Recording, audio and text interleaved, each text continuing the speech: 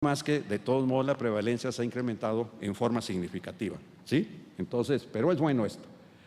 Y vean ustedes esta curva, ¿no? Aquí está, proporción de adultos con diagnóstico médico previo, ¿sí? Y aquí está la gran población en el 2000, que se incrementa en forma significativa en el 2012. ¿Sí? ¿Y cuáles son los estados de mayor prevalencia? Pues aquí está, Coahuila, Nuevo León, Coahuila, Veracruz en forma muy significativa, aquí Tabasco, esta porción aquí de Colima, y aquí a pesar de que volvió a ganar ese partido que tiene el nombre de una comida, ¿sí? Pues sigue todavía muy alto. Esta cuestión no es de políticos en relación desde el punto de vista de una referencia de un partido, es una cuestión de salud, de interés social, ¿verdad? Bueno, de aquí me van a llevar a otra parte, pero ya ni modo, ¿sí? Entonces, población de 20 años o más con diagnóstico previo de diabetes que se realizó determinación de la hemoglobina A1C. Vean ustedes, el 9.1, el 10, esto habría que estudiarlo, ¿sí? Porque no, como que no concuerda con lo que nos dicen que hay una mayor procuración de control metabólico de acuerdo a la encuesta de salud. Digo, estamos todavía muy pobres en relación obviamente al número de pacientes que debemos de pedirle hemoglobina A1C. ¿Por qué le tengo que pedir hemoglobina A1C? A ver, ¿por qué? No me contesten, piensen. Porque la hemoglobina A1C me va a decir cómo está el control metabólico de mi paciente los últimos 3-4 meses. Y no solamente eso, la hemoglobina A1C me va a decir cómo debo de actuar ahí. Porque si tiene 10 de hemoglobina A1C, pues ponle insulinoterapia. Sobre todo si tiene procesos que agravan el trastorno metabólico, ¿sí? La hemoglobina A1C me va a enseñar cómo está el control metabólico de mi paciente y cómo debo de actuar en ese momento. Entonces hay que pedirle hemoglobina A1C a todos nuestros pacientes con diabetes mellitus, ¿sí? Bueno, esta también es muy interesante porque vean ustedes, ¿sí? Que se hizo la prueba de microalbuminuria. Microalbuminuria, tengo que ir a ver cuál es la definición de microalbuminuria, porque la definición que yo debo de conocer, de acuerdo al estudio de Steno 2, es de que el 37% de los pacientes con diabetes mellitus de reciente diagnóstico tienen microalbuminuria, y este es un marcador de alteración de riesgo cardiovascular, ¿sí? Hay que pedir microalbuminuria para todos los pacientes. Okay. Diabetes mellitus, miren. Estos son de médicos generales que tuve la oportunidad de estudiar, hombres y mujeres. El sobrepeso de nosotros, médicos generales, es obesidad es aquí, sobrepeso acá. Solamente el 39% de nosotros tenemos un peso con índice de masa corporal entre 18.5 y 25. Entonces, ¿qué debemos de hacer? Pues si viene a consultarme un paciente, pues no me paro, porque van a ver mi circunferencia de cintura, ¿sí? Y esa barriguita que nos ven no es de salario mínimo, ¿ok?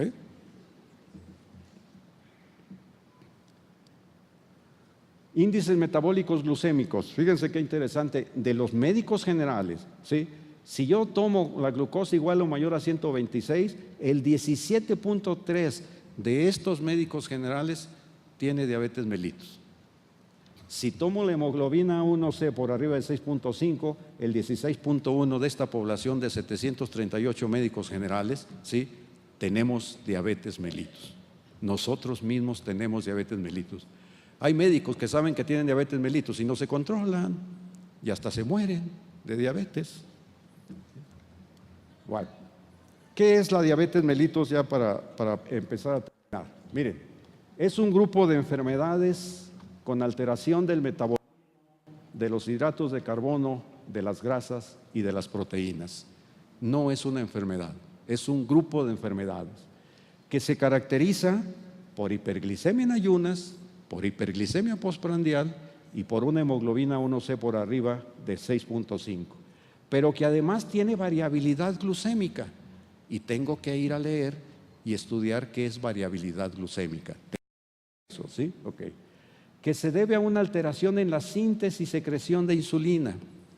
¿Qué factores desde el punto de vista genéticos y de factores de transcripción que nos mencionaron están relacionados con la síntesis y la secreción de insulina en la célula beta o de la acción de la insulina?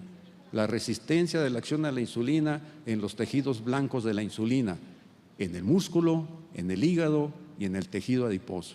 Por eso es poligénica la diabetes mellitus y por eso es difícil desde este punto de vista tratarla, pero se va a poder tratar, ¿sí? Que a mediano y a largo plazo produce alteraciones en los pequeños vasos, en los grandes vasos, aterosclerosis, y se acompaña además de un estado proinflamatorio, ¿sí?, subclínico, de estrés oxidativo, procoagulante, antifibrinolítico. Todo eso es la diabetes mellitus. No es solamente glucosa en ayunas, postprandial, hemoglobina 1C, todo eso. Pero además el 70% tiene hipertensión arterial, el 70% tiene dislipidemia. Todo eso es mi paciente con diabetes mellitus. Por eso vive 9 años menos el paciente con diabetes mellitus, ¿sí?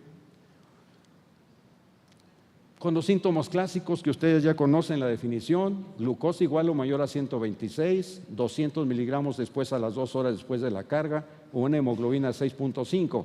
El problema no solamente es la diabetes igual o mayor a 126, ¿sí?, sino que si tengo la glucosa de ayunas alterada entre 100 y 126, o la postprandial entre 140 y 200, o mi hemoglobina glicada entre 5.7 y 6.4, se llama factores de riesgo incrementado para diabetes.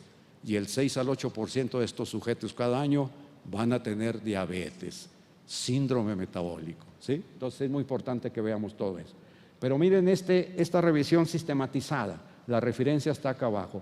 Es una revisión sistematizada de 2.8 a 12 años de seguimiento, y la incidencia a 5 años de esta revisión sistematizada no es una medicina basada en evidencias, es una revisión sistematizada. Vean ustedes, la incidencia de diabetes mellitus en aquellos sujetos que tenían una hemoglobina glicada entre 5.5 y 6, ni siquiera por arriba de 6.5 nos dice esto, ¿sí? Entonces tenemos problemas muy serios, ¿sí? Y ya por último voy a presentarles este trabajo.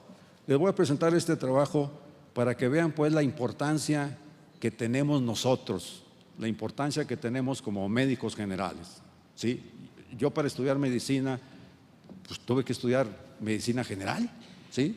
Toda la importancia de todos nosotros. Fíjense ustedes, este es un artículo publicado por el doctor Fajardo Dolci, en aquel entonces era subsecretario, ¿sí? Y dice médicos especialistas en las instituciones públicas de salud.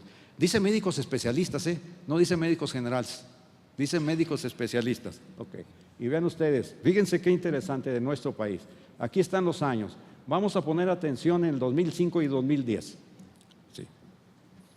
Dice que me quedan 3 minutos. ¿Okay? Bueno, muy bien. Pero vean ustedes, la matrícula total de todos los estudiantes de medicina de escuelas privadas y públicas. Aquí está.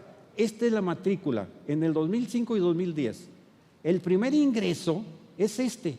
¿Y cuántos salen regularmente cada año? Esta es la cantidad que salen aquí en este año. O sea, el 75% de todos los que presentan el examen nacional no alcanzan una plaza. Y todos somos médicos generales. Y esa es la gran oportunidad con este tipo de reuniones de aprender. Porque nosotros somos los que vamos a ver como médicos generales a todos estos pacientes del síndrome metabólico, ¿sí? Y aquí vean ustedes la proyección total de médicos para México hacia el 2030, hasta acá. Pero aquí estamos nosotros. Pero la gran importancia somos nosotros, porque nada más el 25% va a tener la oportunidad de alcanzar una plaza para hacer una especialidad, y sin embargo están buscando especialistas.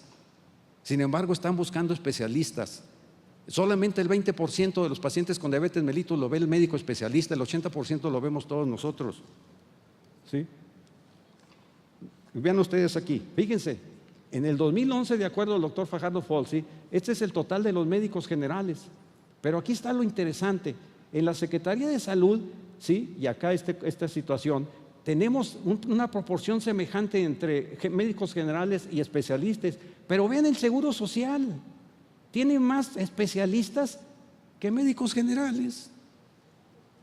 Esto es increíble, esto que estamos viendo aquí, el sector privado, esto es increíble. Y sí creo en este estudio del doctor Fajardo Folsi, porque toda la información en este artículo que ustedes van a ver viene precisamente apoyada por estudios que hizo el doctor Fajardo Folsi. Entonces hay una desproporción tremenda.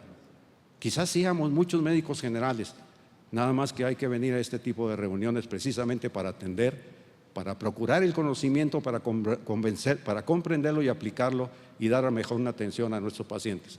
Tenemos una gran oportunidad como médicos generales de poder actuar tempranamente, hacer diagnósticos tempranos y prevenir o por lo menos retardar la diabetes mellitus. Muchas gracias por su atención.